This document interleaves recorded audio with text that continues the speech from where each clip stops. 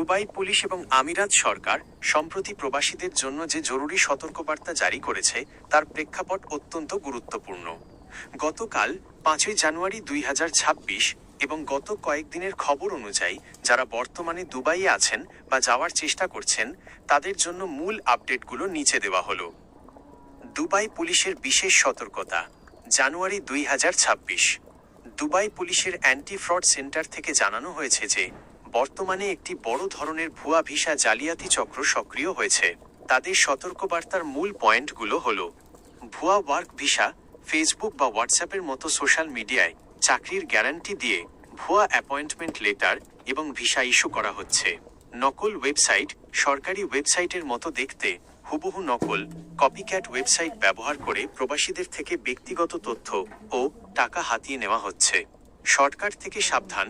Police স্পষ্ট করে জানিয়েছে যে সরকারি চ্যানেল এবং লাইসেন্সধারী এজেন্সি ছাড়া কোনো ব্যক্তি বা গ্রুপকে ভিসার জন্য অগ্রিম টাকা দেবেন না।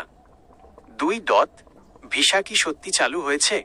বাংলাদেশিদের জন্য ভিসা পরিস্থিতির বর্তমান চিত্রটি হল: সীমিত সুযোগ, উচ্চ পদস্থ বা দক্ষ পেশাজীবীদের জন্য ভিসা ইস্যু হচ্ছে, কিন্তু সাধারণ শ্রমিক ক্যাটাগরিতে নতুন ভিসা পাওয়া এখনো বেশ চ্যালেঞ্জিং। নিষেধাজ্ঞার গুজব। 2026 সালে বাংলাদেশ সহ 9টি দেশের ওপর নিষেধাজ্ঞা আসার যে খবর ছড়িয়েছে তার কোনো অফিসিয়াল ভিত্তি নেই। এটি মূলত সাধারণ কড়াকড়িকে ভুলভাবে উপস্থাপন করা। 3. প্রতারণা থেকে বাঁচতে পুলিশের পরামর্শ।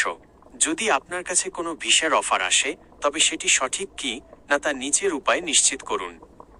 বিষয়: করণীয়: ভেরিফাই ফার্স্ট। অফার লেটার যাচাই। আমিরাতের শ্রম মন্ত্রণালয় MOJ এর ওয়েবসাইট বা অ্যাপে অফার লেটারটি সঠিক কি না চেক করুন। Visa status. ICP smart services অথবা GDRFA দুবাই এর অফিসিয়াল পোর্টালে আপনার পাসপোর্ট নম্বর দিয়ে ভিসার সত্যতা যাচাই করুন।